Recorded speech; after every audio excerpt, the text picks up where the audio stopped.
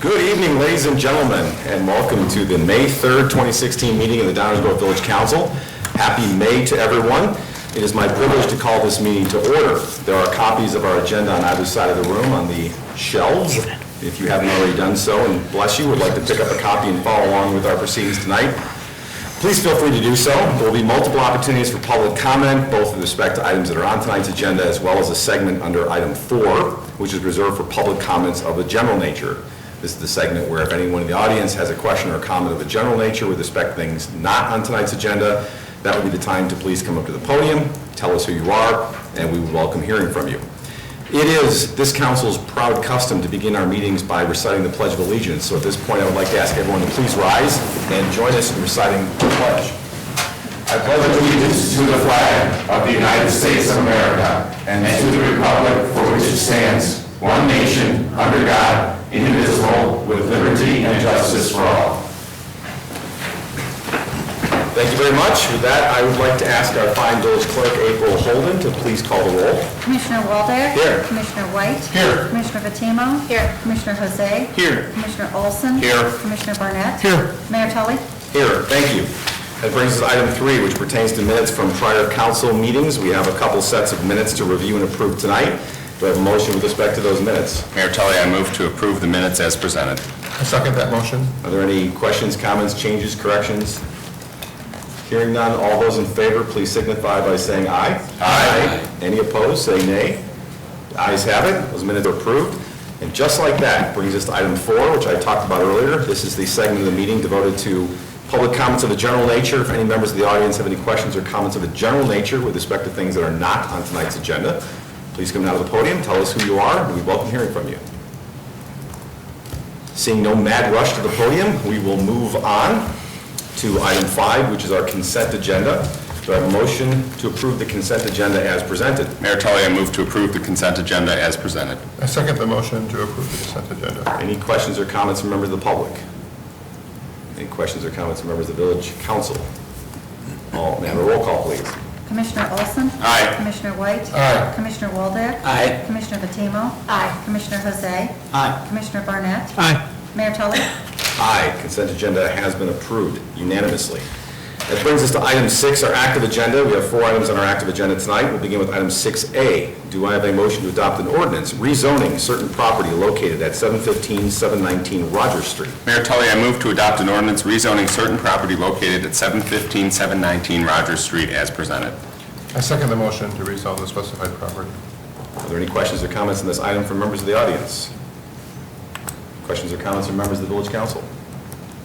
May I have a roll call on item 6A, please? Commissioner Olson. Aye. Commissioner White. Aye. Commissioner Waldeck. Aye. Commissioner Fatimo. Aye. Commissioner Jose. Aye. Commissioner Barnett. Aye. Mayor Tully. Aye. That matter passed unanimously. That brings us to item 6B as in boy. Do I have a motion to adopt an ordinance designating the property at 715, 719 Rogers Street as planned unit development number 50 and authorize construction of 2 multi-family residence buildings? Mayor Tully, I move to adopt an ordinance amending the comprehensive zoning ordinance of the Village of Downers Grove, Illinois, designate the property at 715, 719 Rogers Street, located at the southeast corner of Prospect Avenue and Rogers Street, as planned unit development number 50 and authorize construction of 2 multi-family residence buildings as presented. I second the motion to approve plan unit development number 50. Thank you. Are there any questions or comments from members of the audience? Questions or comments from members of the village council? Hearing if there are none, may I have a roll call, please? Commissioner Olson. Aye. Commissioner White. Aye. Commissioner Waldeck. Aye. Commissioner Fatimo. Aye. Commissioner Jose. Aye. Commissioner Barnett. Aye. Mayor Tully. Aye. That matter passes unanimously as well. Brings us to item 6C as in Charlie. Do I have a motion adopting an ordinance authorizing a special use for 715, 719 Rogers Street to permit 2 multi-family residence buildings? Mayor Tully, I move to adopt an ordinance authorizing a special use for 715, 719 Rogers Street to permit 2 multi-family residence buildings as presented. I second that motion. Thank you. Questions or comments from the audience? Questions or comments from the village council? Commissioner Barnett. Mayor, could you just, could we ask somebody from staff to just go through the purpose of special use in this setting? These are the ones that are often looked back on with what's that all about and how it differs from variance, and just for the record as we're going forward tonight. Sure. There are two categories of uses in each zoning district. There are uses that are known as permitted uses, which are by right, which means that subject to just a building permit, the owner of that property can build on their property without coming before the council for a review. The second category is a special use. These are uses that are permitted if approved by the council, subject to standards found in the zoning ordinance. The purpose is to facilitate a public review and dialogue about the proposal and allows the council to put on conditions of approval. What we have here tonight is a special use and a planned development, which allows for that public dialogue and ultimate approval by the council. Thank you. I just wanted to get that sort of out there and into the record. As we know, we've historically had some challenges up here effectively communicating what these special uses are in these instances. They are not the same as variances, and they need to be understood, particularly in the sense that special uses, as, correct me if I'm wrong, Mayor or Enza, special uses in these types of settings where they are identified existing special uses are generally not things that are not found to be approved by governing bodies. They are generally considered, for all intents and purposes, uses, by definition, approved under certain considerations because of the fact they're listed. That is absolutely correct, and I think the best way to understand it is to use the term that we used to use a few decades ago, conditional use, is the term that I think people better relate to and more understand. Thank you. Right, thank you for that information. If I didn't know any better, I think you might have done some planning once upon a time in your background. It's important to understand, I think that's right, that special uses are just that. They're special. They aren't automatically approved. They are capable of being approved, but usually require analysis to make sure that certain conditions are met. And another thing I just want to add to it is, in addition to the criteria that are set forth in our ordinance, the village council has the ability to add additional conditions onto any special use that compliance with is necessary to continue to allow that use to go on. So, thank you for listening. All of you now have .25 credits of continuing legal education in municipal planning. Any other questions or comments on this matter? Hearing none, roll call, please. Commissioner Olson? Aye. Commissioner White? Aye. Commissioner Waldeck? Aye. Commissioner Fatimo? Aye. Commissioner Jose? Aye. Commissioner Barnett? Aye. Mayor Tully? Aye. Matter passes unanimously. It brings us to the last item on our active agenda, which is item 6D as in David. Do I have a motion to approve a labor agreement with the Illinois Fraternal Order of Police, Labor Council Sergeants Lodge 73-2? Mayor Tully, I move to approve the labor agreement with the Illinois Fraternal Order of Police Labor Council Sergeants Lodge 73-2 and to authorize the mayor and village clerk to sign the agreement on behalf of the village and to take the steps necessary to implement the terms thereof. I second the motion to approve this agreement as presented. Thank you. Are there any questions or comments from members of the audience on this item? Are there questions or comments from members of the village council on this item? Commissioner Barnett? Just as the probable, likely only no vote on this contract, I just want to reiterate what folks have heard from me many times, which is our labor contracts and my disinclination to go along with them and approve them is not a comment on the work done by our employees or our employees themselves. Rather, I think there's a structural problem with the idea of public employee labor union contracts and how it relates to the public. And those structures, this contract in particular, were overcome last time, which is why I voted for it. They have reverted back this time, which is why I'll be against it. It just clearly understand, hopefully, everyone, that it's not a comment on our employees. Thank you. Other questions or comments from members of the council? Commissioner Jose? Thank you, Mayor. I understand, excuse me, and appreciate Commissioner Barnett's goal of greater fiscal predictability and flexibility in the event of a sharp economic downturn, but the wage deferral that was in the prior sergeant's contract and has now been removed is just not the right vehicle to accomplish it. The structure of the contract, because it begins in the middle of one of our fiscal years, guarantees that the wage deferral won't be triggered in the first year of the contract. And because it's a deferral, it doesn't necessarily save us any dollars in real terms anyway. Our taxpayers will still end up paying these raises. It just comes in year B rather than year A. And because the village is required to ultimately pay for these raises, we're shifting risk, but overpaying in order to do it. No union concession comes without a price, and in this case, it comes with a higher guaranteed raise through the term of the contract. The contract here is a total of 6% over 3 years. It would have been larger had the wage deferral stayed in. In order to shift that risk, which we know to be very small, we're paying an extra X number of thousands of dollars. I don't know what the exact number would have been based on negotiations. But paying extra for the shift of what we know to be a small risk, the Great Recession was called that for a reason. These kind of economic downturns don't happen but more than once in a generation or a couple of generations. Shifting that risk and knowingly paying more in order to do it, I think is not fiscally responsible. So I'm glad to see the clause removed. I'm happy to support the contract, and I share Commissioner Barnett's commendation of our police department. Our sergeants do a tremendous job, as does the entirety of the department. Thank you. Thank you, Commissioner. Other questions or comments from members of the council? Commissioner Barnett? I just want to put a little finer point on that. Obviously, the folks don't think this is the right vehicle. I would welcome any other input as to what the right vehicle might be. What is kind of inherent here is that there is no mitigation of the risk. The risk in this contract that was in question is $12,000 approximately. What it does is buys us the insurance against not necessarily just economic downturn, but as we know, the state is something less than predictable. I think everybody could agree on that. And roughly 1/3 of our revenue comes from property taxes. And so that means that an enormous amount of our ability to make these payments and make these commitments is dependent on something other than our actions. But for recovery, which is to increase taxes on property to cover. So everything Greg said about the deferral in the first year of the contract is absolutely true. But it is not some ambiguous big giant number. It is a relatively small number, and it buys us some insurance. Now, maybe that's not useful to everybody, and that's fair enough. But I have yet to hear any other terms or other suggestions from either side of the table in 6 years as to how we might manage that risk. And so absent that, I'd like to try and manage it. Thanks, Commissioner. Other questions or comments? I really hadn't planned on saying anything on this, so I'm now going to defy my own better instincts.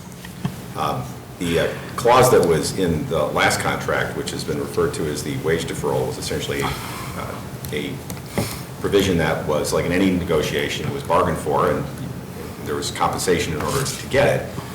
Not insignificant, and it really just allowed a deferral of an increase.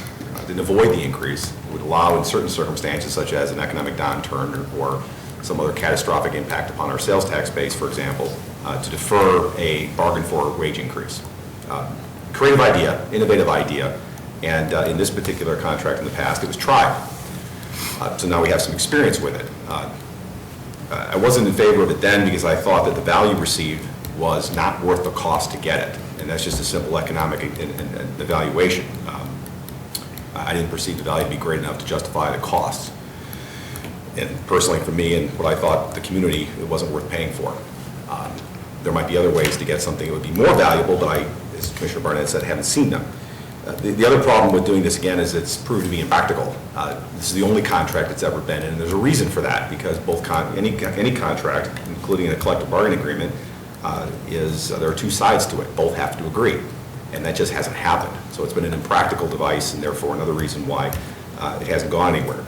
But finally, once again, it's just, to me, the cost of what is basically the flexibility of deferring something rather than avoiding it isn't really an insurance policy at all. It'd be like paying a premium that, for insurance policy that would only defer your having to rebuild your house after a disaster, wouldn't actually pay for you to do it.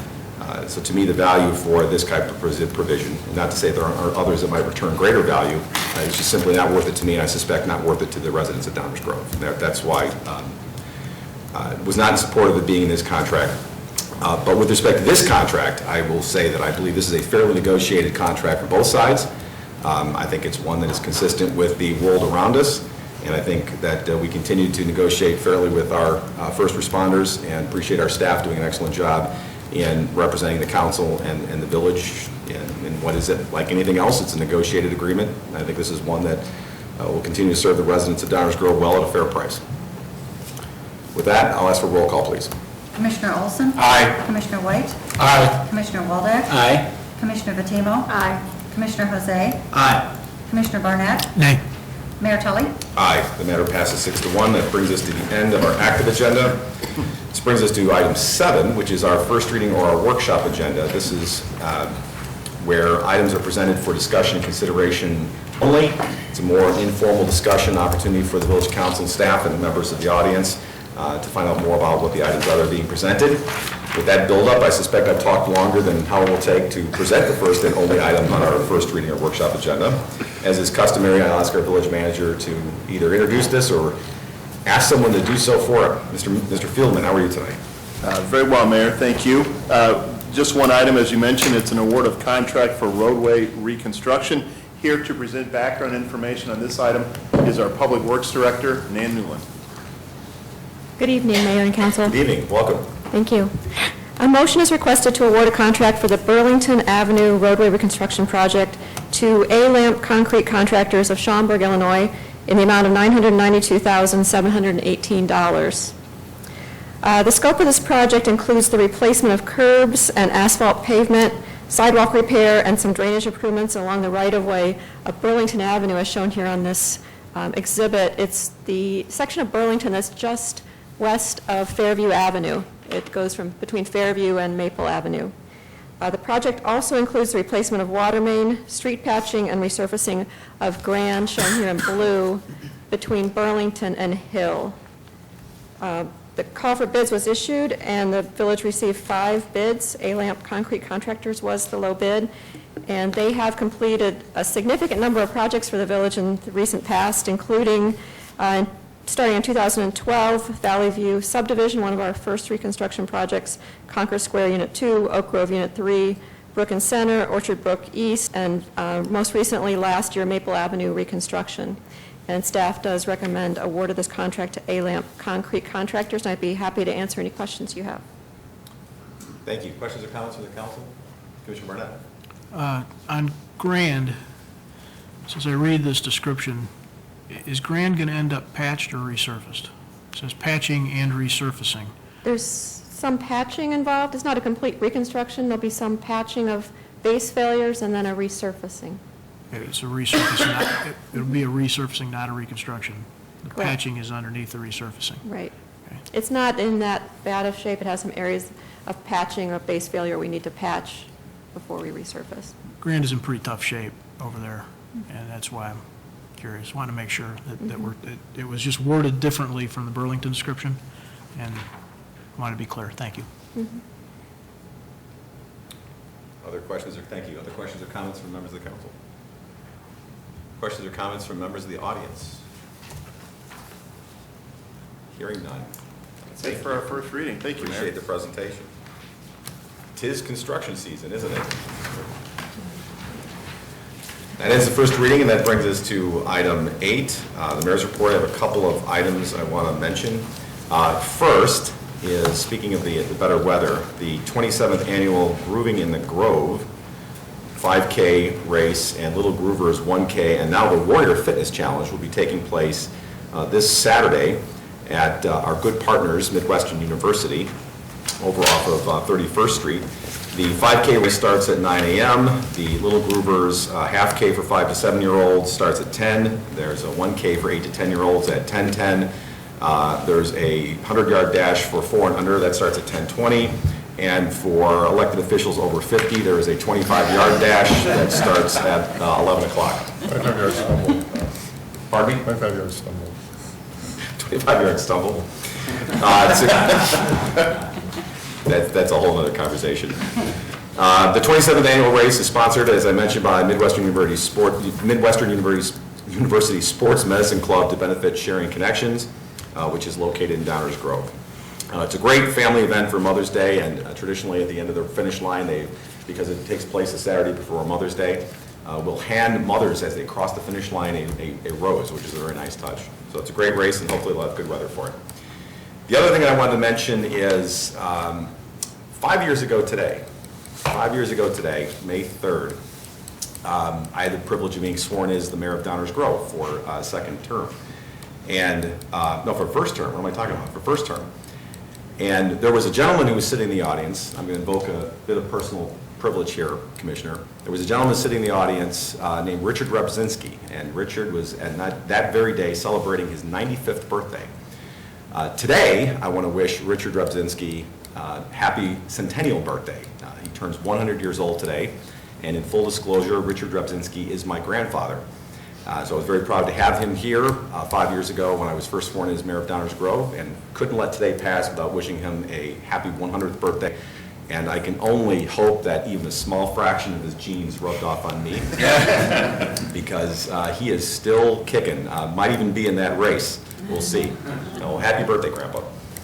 That's all I have on my report. I will turn to council member reports in a moment, but before I do, I want to remind everyone that the manager's report, item 10 on tonight's agenda, will take place after a short recess across the hall in the committee room, where we will continue our conversation about the future and form of the village's stormwater utility and how to pay for important stormwater projects in our community.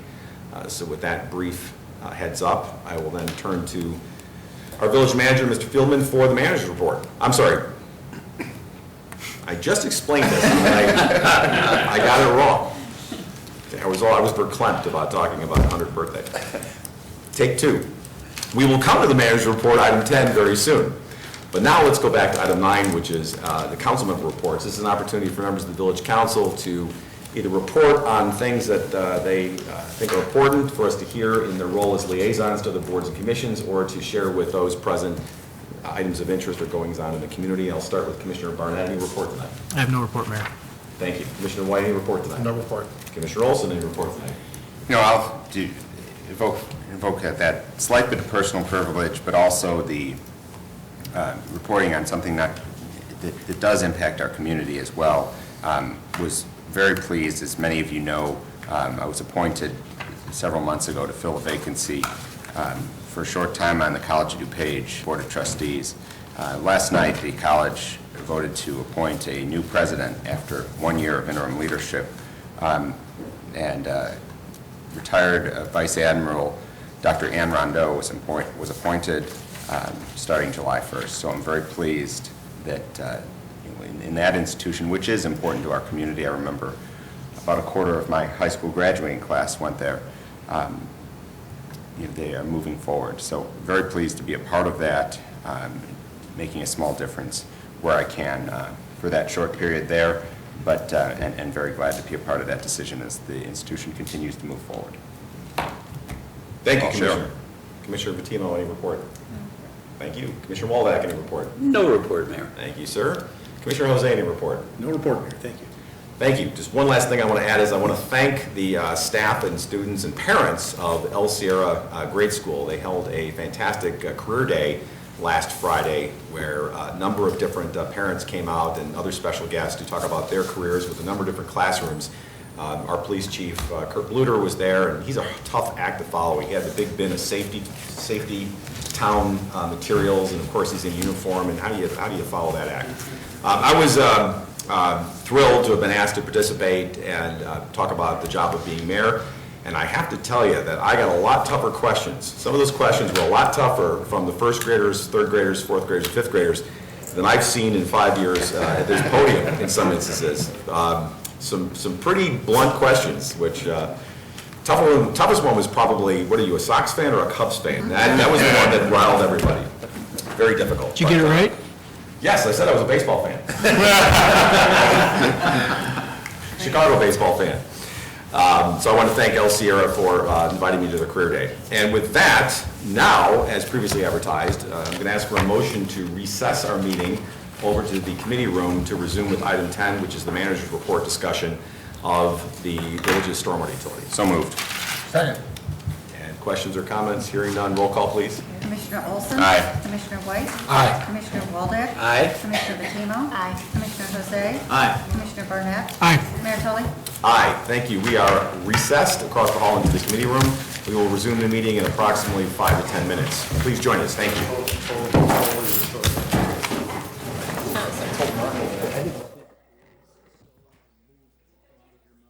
We are going to come out of recess and continue our meeting on item 10 on tonight's agenda, which is the manager's report, being held here to continue our conversation of the future and fate of the village's stormwater utility and how best to pay for stormwater projects going forward. And as we usually do under the manager's report, we ask the village manager, Dave Fieldman, to begin the conversation. Thank you, Mayor Tully. As the mayor just said, we're here to talk about our top priority action item, consider changes to the storm water utility. We've been working on this top priority action item for several months. This is the third or fourth public meeting in a series on this topic. At the last public meeting, the council made a lot of progress and gave staff very clear direction on some of the next steps.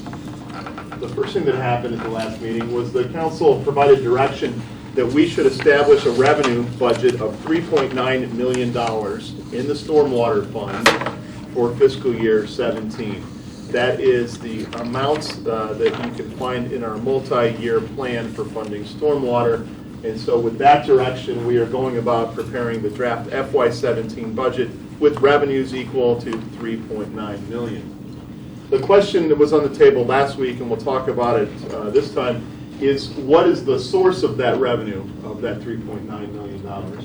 And the council directed staff to prepare for consideration a series of referendum questions, advisory questions that would appear on the November ballot to inform the council about resident opinions on what the revenue sources should be or could be. So with that, we have actually prepared 3 draft referendum advisory questions as directed by the council. And we also learned that we have the ability as a municipality to put a footnote on each of the ballot questions that could help frame up or explain or put context to the ballot question that the voters are considering. So the draft or proposed referendum questions are 1 on each whiteboard, and they are numbered. I thought we would go through and get council direction and concurrence on the language of each of those 3 questions. Once we have that, we can work a little bit on the footnotes that might appear with those ballot questions. Well, one last reminder as we go into this, for ballot questions to be effective, they should be easy to understand, they should be factual and not misleading or not vague. And that also applies to any footnotes that we put on. So factual, not misleading, not vague. With that, Mayor, I can hand it over to you, and I would suggest we start with draft question number 1, and I will track any changes that the council would propose. Thanks for the introduction. I actually think in order to assess this properly, we have to look at all the questions together, because this is an attempt to try to get some information from the community in a simple manner. And the way we're trying to do that is by posing 3 questions. So I don't think we can look at one question in isolation in order to do editing, sure. But I think we have to look at all 3 questions together in order to assess whether we're really going to capture the information that we want. And I think that's important for a number of reasons. Number 1, the order of these questions I think is important. Should number 1 go first or should number 2 go first? I think a case can be made for either one. And I'll explain why that's important in a minute. The other question I just have is whether we want to add any adjectives before, in question 1 and number 2, prior to the word through. Right now it just says funding through. Is that exclusively? Is that principally? And do we want to have any adjectives at all? And I'm just going to throw out some questions right now for my colleagues, and then we can have a conversation about it, but I really think I want to talk about all 3 questions first before coming back to wordsmithing on particular language. The third question I'm struggling with because it is, I just think it's confusing. I also think it's never going to get checked. I think what you're going to have happen, and this is one thing I think we need to be very pragmatic about, is what's actually going to happen in the ballot box. With all due respect to voters, where this is going to appear on a potentially long ballot, whether folks are going to actually make it all the way through it. The order becomes important for that reason. It also becomes an issue of if you think you've answered the first 2 questions, you're not quite sure how the third one is different in a very short read. It may not even get acted upon. So I think that we need to work, I don't have an answer for this yet, but I think we need to work on number 3. I understand what we're trying to capture, number 3. They're asking him the hybrid question. You want to do part one way and part the other way, but I think in the attempt to make it as simple as possible, you have to read it a couple times, if you haven't seen it before, to really gauge what it's talking about.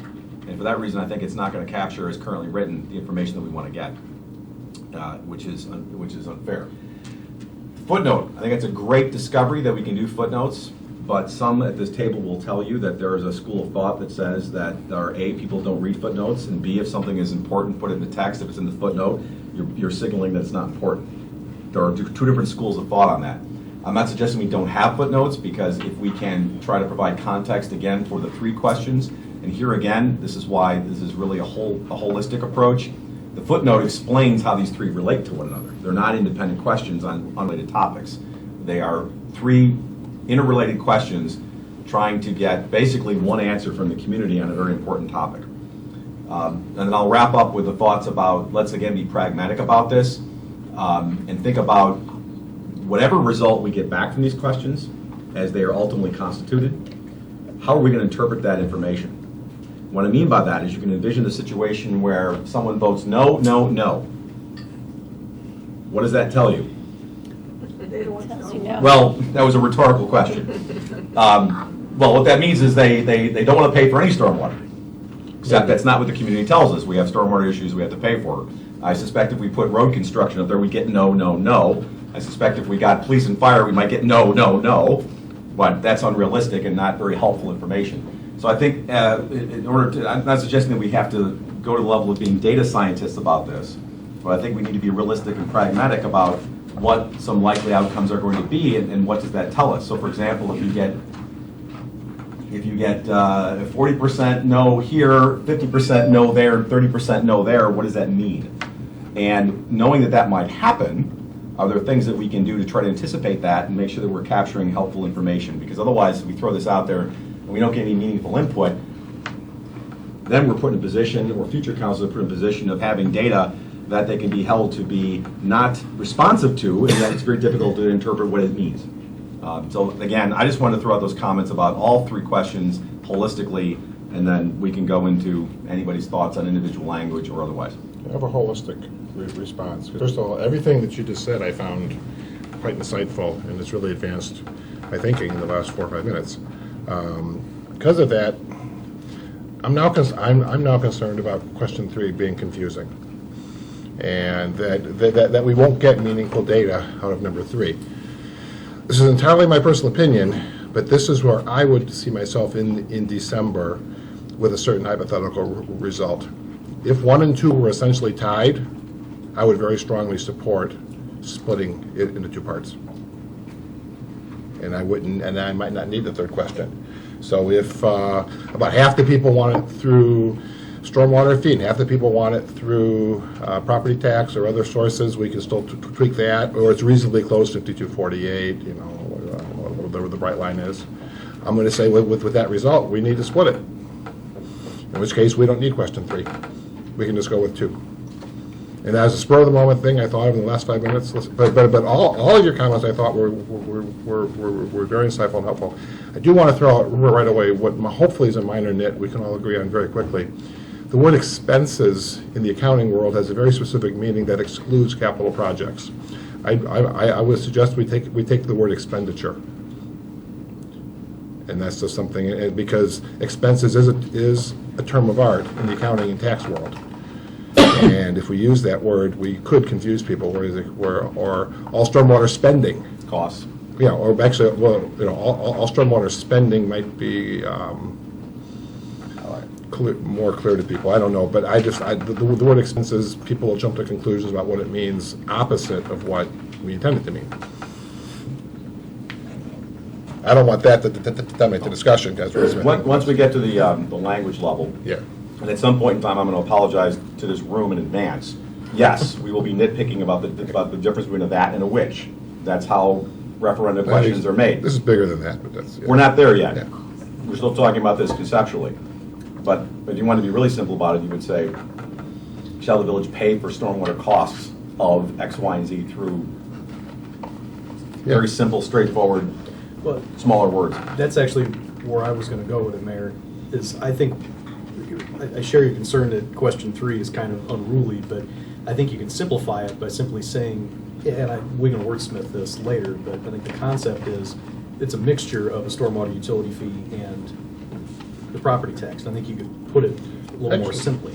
Shall it be a- Stormwater expenditures through a combination. combination Yeah, of right. a You fee could say- and property tax. Right, I guess that would work. You have a choice. You have X, Y, or combination. And because okay I with that thought too, you, yeah. yeah, because I think you do that. That's cool. my Apples, first oranges, thought- or fruit salad. Right, right. And my first thought in Apples and reading the oranges, 3 right? questions was Cherries or that bananas. with 1 and 2, we're kind of repeating ourselves, because chances are if, and I think it's a very high probability that if you favor the stormwater utility fee, you would not favor the property tax, and vice versa. But I came to a different conclusion when we started thinking about the footnotes, because I think it's important that folks understand, and I think this is where I share the concern that maybe people won't read the footnotes. I think you're right about that, Mayor. But I think we have to put the information out there. Look, we have a stormwater budget of approximately $3.9 million, and if it doesn't come from X source, it comes from Y source. Otherwise, we have to get out a very large scalpel. And I think it's important that folks understand that. The money comes from somewhere. It's got a source. Well, I think that's the reason to have 2 questions in the beginning, is to try to convey through the questions themselves that there's an either or. You notice what's not up here. No. Don't pay for anything. Exactly, yeah. No, it's really what we're trying to get is, do you want this or that? Right. And I think that's why the 2 questions there, it reinforces that alternative choice in the questions themselves. I agree. The third one, I'm not saying get rid of 3. I'm just saying as currently written, 3, I just think is going to risk being not addressed or misunderstood, or, well, how is this any different than what I just answered? Right. I'm not saying I get think rid we of run it. into that because they're so, But they're his suggestion very works. closely worded. They're very similarly worded, I guess is a Yeah, I better way think to say it. so. That, yeah, you do run the risk that somebody glosses over it. Yeah, and maybe I think the word fee, I think people are a little angry about the fee itself because of how much it jumps, the fee is raised and raised and raised. I think people are angry about that, so I don't know, I'm looking at it and thinking, well, people think, no, I hate the fee, and that's that. So I think, we were talking earlier, maybe an educational campaign on really letting the public know what this means, like what does stormwater mean, and you're right, it's a huge problem in our village. The money needs to come from somewhere. This doesn't mean that, we don't need the money and that there's not going to be some sort of payment process. So, but I think, people are upset that the fee is so much and it keeps going up. So, that could be, and they're that also- could be a point, people will see that and be like, ugh, I just hate it, and done. So I don't know. Timing is important too, because I don't Yeah. know about you, but there's been some mail showing up at everyone's house. Yep. Property tax bills, and from what I'm hearing, they're showing an across-the-board increase of between 7% and 10% increases. Someone opens up that envelope and sees this second question, you're gonna get the same reaction. Right, so, That's no, exactly- I'm not saying that That's the why we word need fee both shouldn't be in questions. there, and I do not like 10% both across questions, the and they should village, be it's 10% of the easy and higher- clear. But wealthy homes. I also think people, have these, thoughts about the fee, and Right. they're not good, And just for the so. record, the Village of Downers Grove is only about 8% of that. So, Having some empathy for the voter that has probably stood in line and wants to cast a vote for a number of things, I looked at these 3 questions, I says, they're way more complex than they need to be. How many voters are really gonna wake up, or are they gonna fall asleep when they see the word capital? And it's more complex than it needs to be. Plus, these 3 questions leave out what I would hope would be a third option. I would start off the questions by saying the village, something of the nature of the Village of Downers Grove is required to address stormwater issues. Question 1 being, shall they be paid for out of property taxes? Number 2, shall they be paid for out of a stormwater fee? And number 3, should they be paid out of property taxes and stormwater fee that applies only to those who do not pay property taxes. And as a footnote, I would put something in there about we are required to address the issues, and they are currently being paid for by a stormwater fee, so that they're informed when they go in, they can see that currently this is being paid for by a stormwater fee. They get a choice, property taxes, stormwater fee, or property taxes, and and for people who aren't paying a property tax, they pay a stormwater fee. Because the Really problem's not simple. going to go away. I mean, we need the Right. money. Well, You It's gotta not keep gonna it go simple, it's away. This capital. made me think of the person that, if the fee question is first, and they don't like the fee, they see that, they fill in the little oval, then they go to the next one, and go, oh, wait a minute, I'm gonna go back and change my oval. Can't. You can get a new You gotta ballot. spoil the ballot. No, yeah, okay, that's gonna happen. Plus, It plus does in the happen. meantime, you have all Kids this still on the education. jacket, late for school.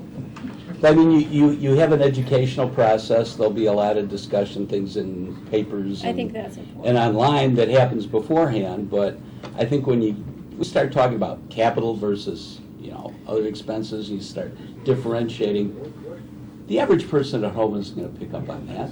I don't disagree. They say either taxes, property taxes, or stormwater fee.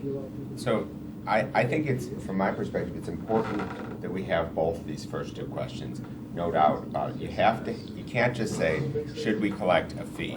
Because if you say, people are gonna say no, and it's not, this allows that, Right, well, if you just put the tax question up, they'd say no too. I guess it's not Correct. should we collect a fee. We are collecting a fee. And you put Right. that in the footnotes, currently being paid for by a fee.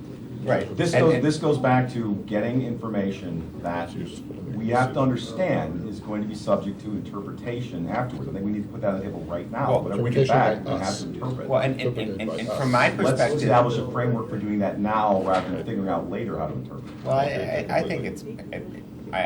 I don't think we can establish a clear framework now because there's so many possibilities of what could happen. But I could imagine a possibility where, 90% people vote no on the stormwater fee and 60% of the people vote no on the property tax.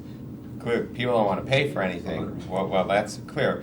But clearly, 150% don't want to pay anything. property tax is less objectionable than the stormwater fee, right? There's that argument to be made.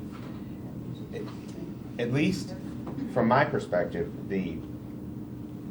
this point about simplification of the questions even further is somewhat compelling.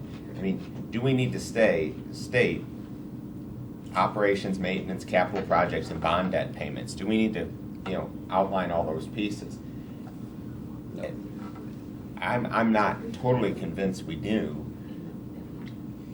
The other point I have is, do people understand, does people in general understand what stormwater means? What, like, all stormwater expenses, or stormwater expenditures, or stormwater spending, or stormwater costs, do they understand what that means?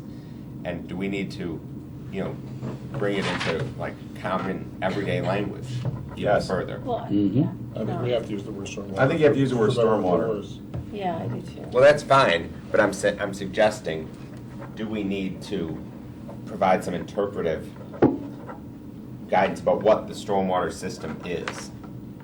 I mean, Well, I think we do that For before. public education, not Right. on the- We're not going to do it. Well, by the way, we're gonna have a conversation about this as we do as a council, and then we'll open it up for questions, and we'll continue our conversation later. So I appreciate everyone's patience while we make the sausage here. Well, I agree with the point about operations, maintenance, capital projects, and bond debt payments. And my goodness, there's people who've been on this council who didn't understand what that means, much less expecting somebody to necessarily understand that. And that's not to somehow disparage the intelligence of our residents. It's just a practical reality of people have very busy lives, and there are going to be a million things on the ballot, and expecting someone to focus on the details of what capital and bond debt repayments for stormwater necessarily are. Where we could say something as simple as, shall the village of Downers Grove pay for the cost of its stormwater program through X? Because what are we trying to get? We're really trying to get an idea whether. Because I think we can jump ahead really quickly if I just waiting for Bob. Because I was working on something similar in my head, I like that. Yeah. Got it. Martin? Short Anglo-Saxon words. Because what are we trying to really capture? We're really trying to capture whether people prefer paying it through a utility fee or through property taxes. The "it" can be, I think, more simply defined. Or pay it through my property taxes, and if somebody else is I vote to paying pay for it through your property taxes. No, pay for it through stormwater. If you aren't paying taxes, you pay for it through a fee. Well, Greg, and then let's hear I'm from not Bob. sure that's I've just got a structural question. Bill kind of raised an interesting, sorry, I should specify, Bill Waldeck raised an interesting, I think, structural piece here. Can we, in addition to or in substitution for a footnote, can we get a preamble? Yeah. Yeah, I liked your idea of the Village of Downers Grove, et cetera, et cetera, et cetera. So we could set all three questions up by saying the Village of Downers Grove budget for stormwater projects This for includes blah, blah, blah, 2016 blah, blah. is $3 point whatever it is million. That's not a bad idea. Or for 2017 is $3.9 million. It covers X, Y, and Z, and then cut right to the questions. Boom, boom, boom. So basically put the footnote as the premium. Right. Can we do that? So that it's all right there up front. And then it's just Two one, lines. not three. Well, the problem, we would restate it 3 times because I think on the electronic ballot, it actually shows up. It's 3 separate, it won't appear as.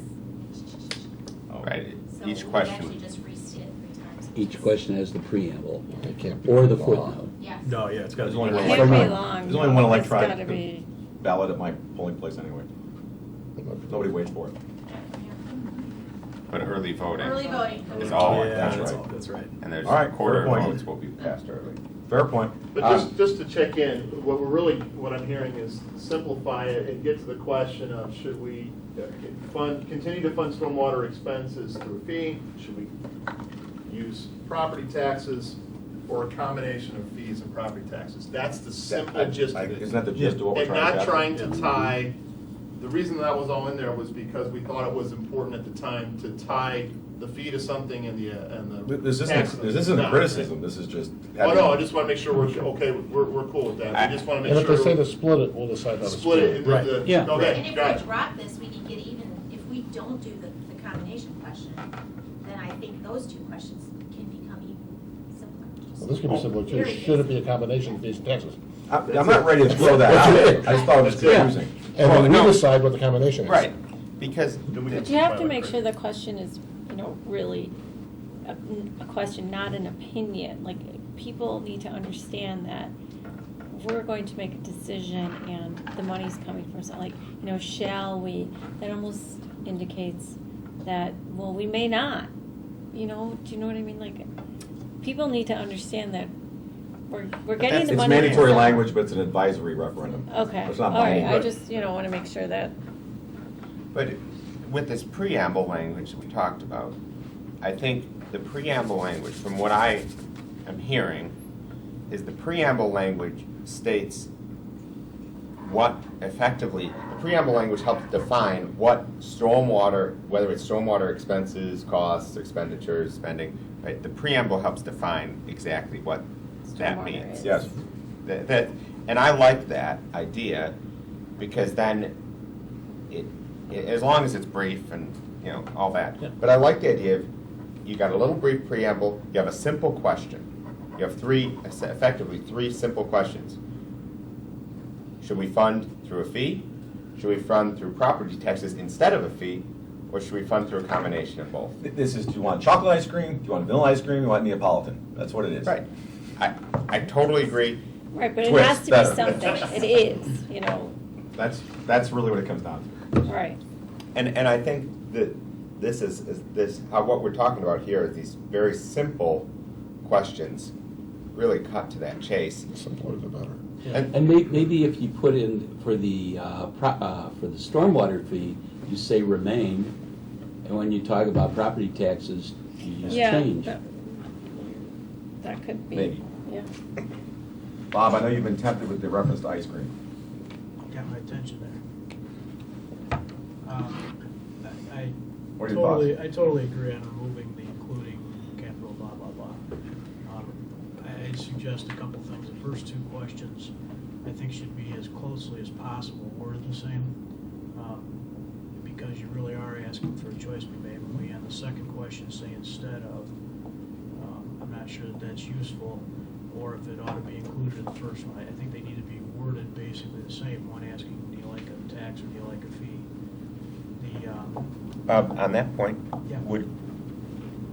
rather than just saying on this one, you say through the property tax levy instead of a stormwater utility fee, are you suggesting eliminating that, or are you suggesting saying through the collection of a stormwater utility fee instead of the property Either tax levy? one, either one. I think for the purposes of the data we're trying to acquire, the closer those two They should are be the in same. reading, the better. I- I don't have a preference necessarily either way, but I think they should read the same. So I do have a preference. I think the instead of connotes that there's a choice to be made. You can't have it always, so I like the instead of. They both say But instead of. they They both should both say say instead of. or I think rather that's than. Flip the object. That's a great point that Bob. I prefer rather than, Yeah. but that's not the key. The preamble thing, I would just caution a lot, I'd encourage a lot of caution on the preamble.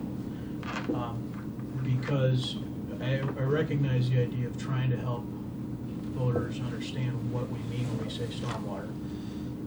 But that's got to be factual and it's got to be brief.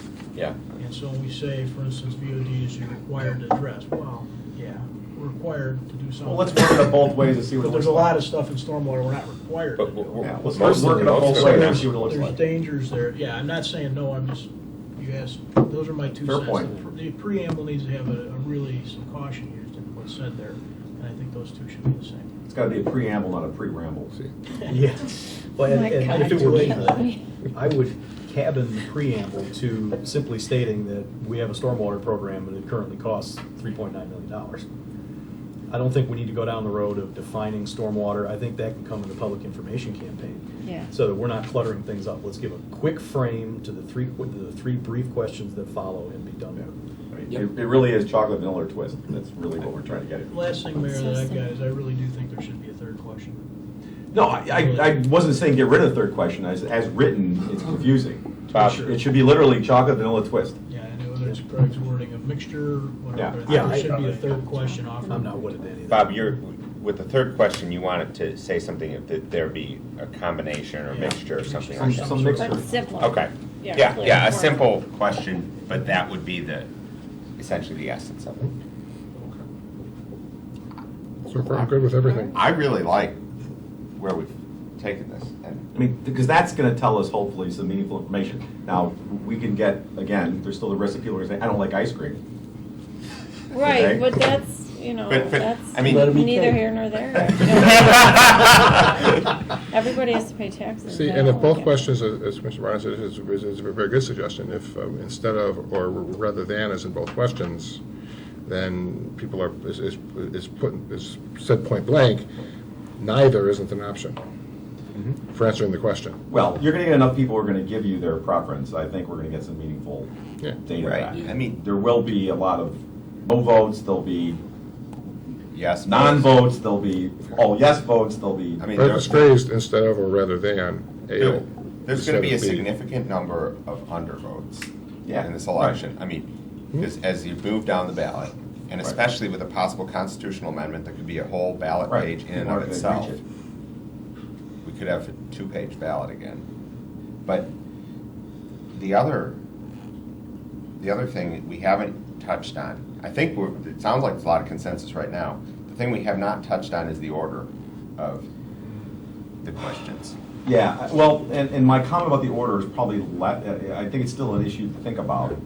And I do need to think about it more as I play through scenarios in my head as to whether it matters and what it means in terms of the data we get and what conclusions we draw from that data. But even some of what we discussed here, I think has mitigated some of the concerns that I have. With the questions being worded both instead of, it, I think somewhat deals with that. Although I think the order does still matter, but Matters less. it matters less. Because we are going to have fall off. I mean, people are, as we go farther Well, down. and to some point, to some extent, we're going to have to realize that there's some statistical degree of noise that's going to happen. So, what's a meaningful? If it's a 4.9% difference between 1 and 2, that's not going to tell us much. That's a dead heat. No, the real conundrum comes if 3 very closely matches 1 or 2. Which is possible, but what does that tell us? That's my point. That tells us we actually have a lot of room to work with then. because what it tells us is the community's all over the board. Exactly. There is no strong preference for any of them. That's why we need a 3. And if there is no strong preference, then we have to use our best judgment. See, Correct. And move and be done. Correct. And I don't think- That is the answer. Yes. And I don't think that we can prejudge the outcome. I mean, we have 3 questions with yes/no answers. Okay, by law, yes/no answers. We can't have multiple choice questions. So we have to have the yes/no questions. On a scale of 1 to 10. Right. But we'll have 3 questions. But they could come, I mean, I could see them coming out in so many different ways. Right. And I think there's a lot of scenarios that would be helpful. Right. Yes, there are possibilities that we're going to get something that's not going to be helpful, but That's where we are now. So. that's where we are now. Yeah, and I think it will be helpful in making the ultimate decision. I I think really it's do very, think could be so. very helpful. I'm excited about these questions. Well, and the difference To be honest. is, again, that 5, 6, 7 years ago, community did not have A say. the experience under both systems. That's true. Right. This community's now had experience under both systems, I think, knows what it was like before, Right. knows what it's like now, and I think they can weigh in. They've tasted chocolate, they've tasted vanilla, now they can tell us what they want to, what They're they going to want. go with the twist. So I just checked in with the team that actually will be drafting these and overseeing this process. We've gotten a ton of clear information in just a short amount of time for the council. What we would suggest is, I know we haven't finished the talk in the order perhaps here, but give us a chance to just redraft these and we'll circulate them and then we'll have another meeting, and I think we're getting real close. All right, before we do that, let's all continue to noodle on this. We're not making decisions here tonight. Probably what we're going to get is a redraft based on tonight's input, and then we'll have another meeting to talk about what will be on the board at that juncture. But for those that are here in the audience, questions, comments, again, we're simply talking about the referendum, the proposed referendum questions, not the stormwater program generally, although if you have questions or comments about that, I'm not going to throw anybody out. Please. Judy Roscoe. Am I supposed to give an address, or are we very casual? Entirely up to you. Not required. Can you do on the referendum where you do the preamble and then say pick 1, 2, or, pick 1 out of 3 like they do in an election? Okay.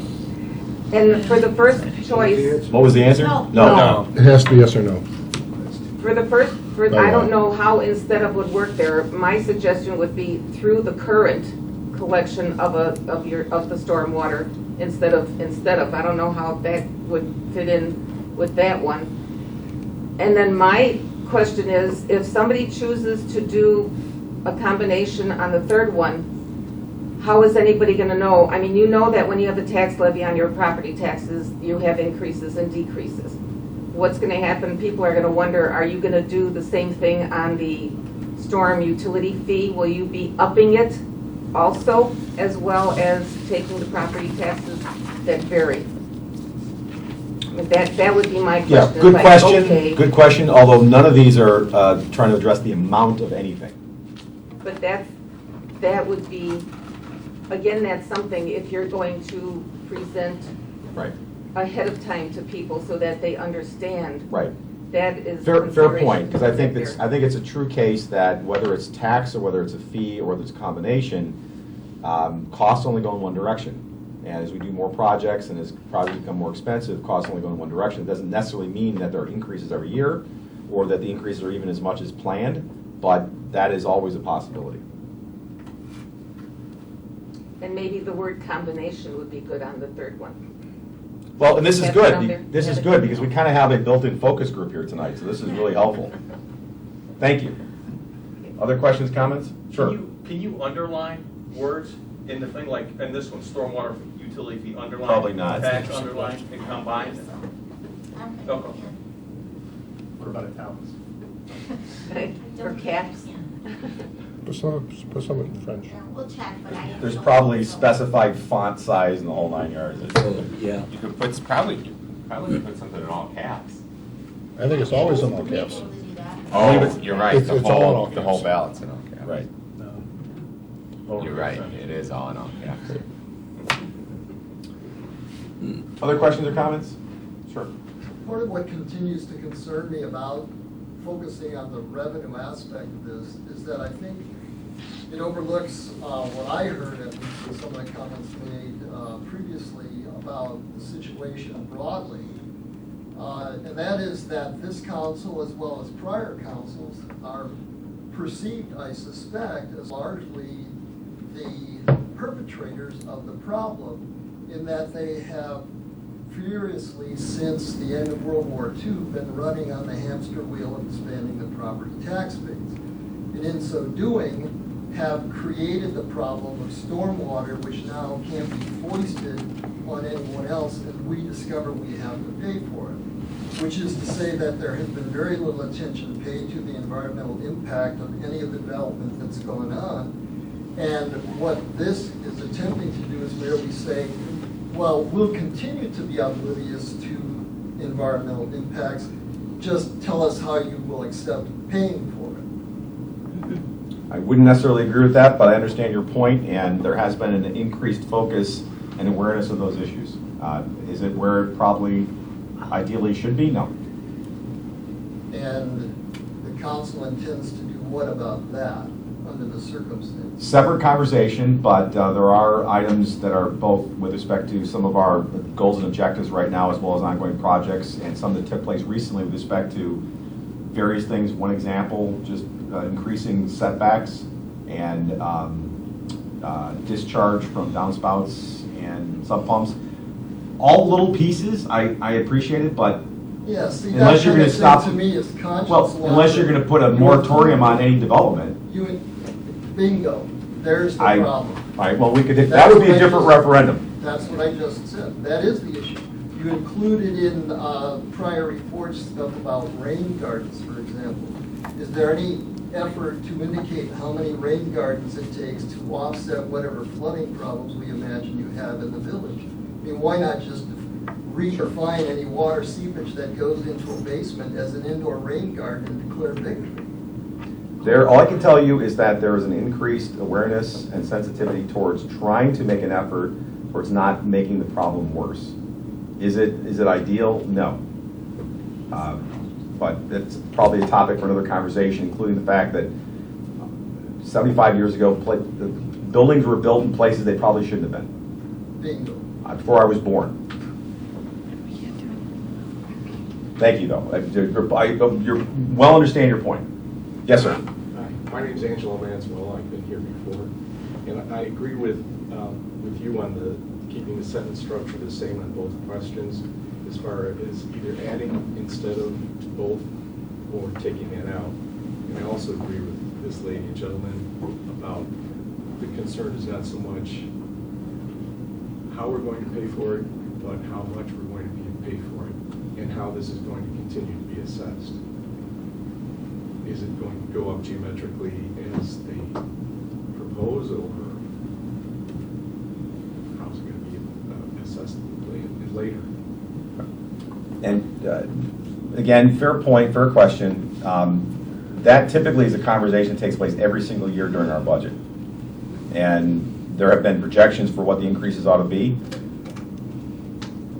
Correct me if I'm wrong, but I don't think the increase has ever been what it was proposed to be. It's always been something less. So even what's been projected hasn't actually been assessed. But that happens with anything. Back in the days, one would argue that road repair and construction wasn't funded at the full amount it should have been, and there were long-term consequences to that. So this is an annual conversation depending on the community, depending on who's in the room. We do try to develop long-term plans so that we can have a program to get something accomplished. Not to get too far off topic, but for example, the sidewalk program, which is a 20-year program as it turned out, to get one sidewalk on essentially one side of every street. And it took a commitment to make that happen. So in order to get the stormwater program where it needs to be, there needs to be a long-term commitment of both personal commitment, community commitment, and monetary commitment. Otherwise, it won't happen. The other thing I don't see in that is the word infrastructure. Where would that come in those two questions? Right now, it's supposed to be within capital, and one arguably would be maintenance, because building it is capital and maintaining it and operating it is O&M. But we're trying to take that out and just basically say there's a bunch of stuff, not to be pedestrian about it, but there's a bunch of stuff you have to do to go with stormwater. There are elements of the Clean Water Act that we're not spelling out here either, have to do with water quality. But we started to define everything that goes into stormwater. We need a third page on the ballot. Sir, Please. The property tax cap, how does that fold into this? Stormwater utility fee, I'm guessing, is not covered by the tax cap? Do you mean the proposed property tax freeze that's been talked about in Springfield? We No, don't cap have cap. we don't have one. Property tax caps apply only to non-home rule municipalities. Home rule municipalities, there's no limit on the annual levy. So that's not something that exists in Downers Grove. It applies to other bodies, non-municipalities, school districts, for example, and non-home rule communities. There has been a proposal for a property tax freeze that's been kicked around Springfield. My understanding is that none of those would apply to utility fee.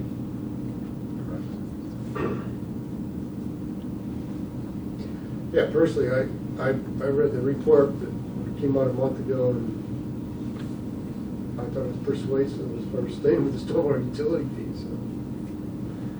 Well, we'll look forward to your vote. My concern is, I mean, it's really too bad you can't have a multiple choice question. I think you're going to get a lot Yes. of contradictory data sets. Yes. Well, and that's why we're having this conversation, is we recognize and understand the limitations of the referendum process for getting information, and we're trying to build that into how we ask the questions, knowing there are going to be certain shortcomings, and trying to account for them as much as we can in an imperfect way. Does that make any sense? Well, I think, like you were saying, I think if you get like 3 yeses, you're going to throw that guy out. You get 3 no's, you're going to throw that guy out. And then Well, the 3 yeses subset, I actually is guess, number it 3. will make sense, so. Data analysis will be interesting. Aggregate data. Yeah, well, right, That's right. the We'll have to beauty see of what it. we get, and hopefully we'll get something that's helpful. What we're hopeful is we're going to get data that will be helpful and plainly so. Clearly advisory. Yes, there will be stuff that's all over the map, but if hopefully we get a bulk of information that points in one direction, that will be helpful. And if we get data that points in all directions, that's also helpful. I agree. You know, Can say in the maybe- referendum, please pick one, or just, not necessarily do dots or anything, but just say, please pick one. 'cause Apparently if- not. You can't right now, it has to be yes or no. Apparently not. Maybe instead of showing a prejudice for a fee versus taxes, maybe we start with question 3. Well, like I said, go back to the order question, just think about it. Yeah. I haven't solved Next it, meeting. but that's a. But I that's a mean, we question. keep going one or the other, and I'm going, But next meeting. maybe you start with number 3. That goes to the order issue. I Yeah. thought about it enough until my head hurt, and then I decided I was going to think about this one. Well, I tried to solve it for you, so. Yes, please. What is the reason other tax sources are not included in the discussion? That's a fair question. So, for example, the reason why these two are up here, I'm going to say, is because those are the two that the Village of Downers Grove has had history in utilizing to fund stormwater stuff. We've either done a property tax levy or we've done a utility fee. What you're getting at is, should we put out a fourth question that says, forget all this noise, let's come up with something completely different? Well, on that point, didn't the Village of Westmont just pass a referendum where they picked a sales tax increase over a stormwater fee? Well, what some communities have, yes, what some communities have done Yeah. is taken other sources of revenue to put towards stormwater. I'll give you an example. Now we're getting way off track, but DuPage County had a 1/4-cent sales tax that is sunsetting, and some communities are just letting that go, so it's actually going to result in a reduced cost. Other communities are increasing their own local tax, so for the average person, they won't see the difference. It's just the county goes away, but now their community picks it up. I think Naperville's doing that. Elmhurst is doing that. Naperville's going up Yeah, more than Naperville's the county. taking it even higher, and then, but what they're doing in some instances is taking that delta, that newly captured revenue, and they're dedicating it towards X. Some communities have chosen X to be stormwater. Well, in Downers Grove, wasn't a home rule sales tax increase dedicated to stormwater between 2007 and 2011? Yes. Partially. Increased once as part of a long-range plan. 1/4 2000. To go away if there's another source found, it didn't go away. So I'm not clear what you're saying is the answer as to why other sources have not been explored. Just limit to the questions. I mean, that would be another question. Do you prefer to have, well, I mean, we can think about that. We can think about that for next time. Is there a way to factor in none of the above? Just a reminder that there's a limit of 3 questions. Well, I think that's why we're stuck with these 3, but The other- you're asking the 4th question, which is, that's a good question. But the other point that was just made was, these are the reliable, predictable funding sources, right? And I heard from back here at our staff table, that comment being made, and I think, That's Greg, exactly where I was going. It's predictable. We can control exactly what we levy. With the sales tax, we don't know what people are going to spend inside the Village of Downers Grove. Yes, this goes back to one of the reasons for the utility. In the first place, the property tax and utility fees are very, they're very reliable in the sense that you get what you ask for. Property tax levy, if you levy it, that's what you get. Doesn't matter what the economy is, doesn't matter what the state does unless they do a freeze or something like that, but what you levy, you get, even then you get it. Same thing with the utility. It's a fee, you collect it, you get it, so it's very reliable, it's very predictable. And for something that was viewed to be an important capital obligation of the community, we didn't want it to ride on the whims of sales tax. For example, when was it? During the Great Recession, when sales tax plummeted about $2.some million in 1 year, there were a lot of things that had to be adjusted on the short because of that. And the question is, do you want to have something like stormwater rise and fall based on how many cars you sell on Ogden Avenue? To put a final point on that, if you want to issue bonds in reliance upon a variable revenue stream. Right. That's actually Yes. That's more to actually the the point. main. Well, Yeah. that now gets more complicated. But that's how it works. directly to the point. This is a bond. A lot of this is funded through And to make it bonds. even more complicated, not having those dedicated reliable revenue streams impacts your bond rating, so when you issue bonds, it costs you more in debt service. Absolutely. Well, I guess in that regard, I would say are not revenue sources to a great extent fungible in the long run anyway? What do you mean by fungible? That unless you're earmarking that certain monies are going to go into a certain fund to pay for a certain thing, that as long as money's coming in, you all have the option to distribute it however. So that if you're collecting money under property taxes, and some of that money is earmarked to go to, or needs to be spent to pay off a bond, that has an impact, presumably from the perspective of the citizenry, on what other monies are available to handle other projects. That is true. Unlike Atlantic City, who recently was deciding maybe not to make a $1.8 million bond payment until they realized what the impact was going to be on their bond rating, they decided to make a $1.8 million bond payment. So as a practical matter, yeah, those bond payments and debt obligations take priority. And just to add to that, Mayor, the fungibility decreases when you get to bond payments because the bondholders and the rating agencies demand that you tell them in advance what your sources are, and you have to actually segregate those funds into a different government accounting fund and place it separately. So anytime you get into debt instruments, it becomes less fungible. Right, and if you Operationally, you can, in our general fund, we do a lot of what you're talking about. And if you get a reputation for not being reliable in terms of making those debt payments, your interest costs go way up. New person in the Hi. back. Well, you know me, I've been here enough, I guess. Before I could answer either one of the 3 questions, I need to know, is the council going to look at correcting the stormwater fee calculations? I'll answer it this way. I don't think, clearly none of these questions go to that point. I think what we were looking at was if, for example, we had 100% people say they want to fund it with property taxes, not a fee, then it's a moot issue. There's nothing to correct because it'll be gone. If the reverse happens and 100% say they want to have a stormwater fee, then as we've always discussed, number one, we'll know that we're going to have one for the long term. I think the conversation about getting rid of it will be over. The community will have spoken loudly. And then I think we've always been open to looking at, is there a way to, particularly given the experience that we've now had with it, are there ways to adjust how we calculate it, allocate it, et cetera, et cetera, et cetera. So I don't think anyone's saying they wouldn't be willing to look at that. if we have one. And then, of course, if we get something that tells us that we're going to have a hybrid, we're going to have a twist, that means we're going to have a fee, then I think that would be also a fair question as well. Well, I've begun an informal survey of people all over the community, and I'm kind of guessing somewhere between 20 and 30% at this point of the fees are miscalculated. These are all people with bigger properties that really maintain most of the stormwater on their own properties, and they're paying the higher fees. Right. I wouldn't say miscalculated. I would say it's calculated properly according to the way it's currently described. I think what you're really getting at is a broader question is you don't like the way that it's currently set up, which is a fair question. More equitable calculation. Well, yes, and the question is, could it be allocated differently than it is today? Could there be a different way of determining who pays what? You betcha.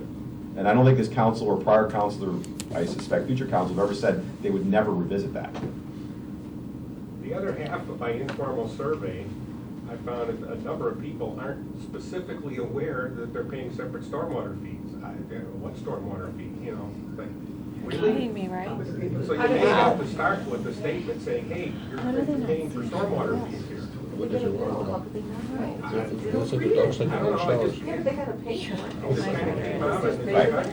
I don't know. We know what Kelsey comes up. Well, what I do want to ask is that if you can get us a copy of this informal survey, we might be able to get rid of this whole process. How much do you pay? Charge you a fee. See what I got on me. Anyhow, to kind of simplify the statements, I'd recommend putting the first 3 words in the sentence should include the variables. Property tax, stormwater fee, or however we word number 3. So should stormwater fees fund this? Should property taxes fund this? That'll get somebody's attention more than if you put it at the end of the sentence. Well, that's an interesting idea. Could each one, for example, one and two, I'm just thinking out loud, correct me if I'm not reflecting what you said properly, could each one and two both say something like, historically in Downers Grove, stormwater expenses have been paid for either through stormwater fee or a property tax. Do you prefer a property tax? Yes or no? Next question, do you prefer a fee? Yes or no? Third, would you like a combination? Thank you for voting. Or, to these questions, shall the village of Downers Grove, have a stormwater utility fee to fund stormwater expenses? So one of the things based on this discussion, line of questioning is, we'll look into whether we can actually make that statement as part of the preamble, something like, the village is considering using taxes, fee, or a combination thereof to fund stormwater, and then ask and have that preamble. So that's going to be sort of We'll take that into account as we figure out what the preamble might look like. Yeah, but thank you for that. Other questions or comments? How often do you get to have input on what you're going to see on your ballot, right? I would suggest to staff, I mean, you're given the direction to come up with referendum questions, you're limited to 3. When you come back next time, don't limit yourself to 3. Got it. Put them in groups or something. Yeah, we'll give it multiple versions of each Yeah. type. Sure, absolutely. You know, you have. All right, before I lose everybody. Downers Grove has a water restriction, and I can appreciate you not watering your grass when it's sunny out because it just dissipates. But I laughed when I got this, we were advised about the storm utility, because I tried to be very careful with my water. I'd pay like $5, and then all of a sudden we got that, and I laughed and I said, we're restricted to use water, so because we're not using the water, you don't have the money from it, so you're charging us a stormwater utility fee. 2 separate things. Totally separate. Totally separate things. The water, your water bill is your drinking water that we have to pay for because we have to get it from the DuPage County Water Commission that gets it from Lake Michigan and the city of Chicago. Right. A lot of those restrictions are put into place as part of our agreements with those entities because of usage and demand. Okay. So that's got nothing to do with stormwater. Stormwater is not the water that comes out of your tap, that's the water that falls from the sky. Right. And we have to manage it not only from local requirements, county requirements, but federal requirements for a variety of different reasons. So one thing we don't have the option to do is not manage stormwater, we have to. I didn't understand there was. Yeah, it was- those okay. 2 very different things. That's your village at work, they're putting it on one bill, so we're saving money. There you go. Less paper. Cheaper ink. See, that's what I would think is different, which comes back to my original point. Because at one time, from my understanding, the village relied for its source of water on groundwater. Where did that groundwater come from? I would assume it would be self-evident where it came from, did it not? Actually, those are also two different things. Okay. Stormwater is not the same as groundwater. Stormwater, again, comes from the sky. Groundwater is something that's subterranean. They're not the same. They have an influence on one another. I'm not a scientist, I couldn't tell you that, but they are very different. They're regulated differently. I'm not talking about regulations. I'm just making reference to the idea that, broadly speaking, my assumption is that rainwater that comes down is going to wind up in the ground and contribute to groundwater. The village has grown to the extent. Not necessarily. By and large, not necessarily. That's not. By and large, it'll run off into the We won't argue DuPage that River. point. No, Commissioner Olson's right, it largely runs off into DuPage River. Yeah, the aquifers are too deep. Because we're not capturing. No, that's just the way, that's a higher power than us. Yeah, that's right. We don't want to be Flint, Michigan. To that point, we also have restrictions on some of the use of groundwater for contamination and other reasons. That's a whole issue of Illinois EPA. Well, one point I was trying to get to in terms of your comment, though, was that my assumption is that when the village was relying on groundwater, that by itself was putting some limit on the population that the groundwater could support, as would be true of all suburbs in the area. I can't argue with that point.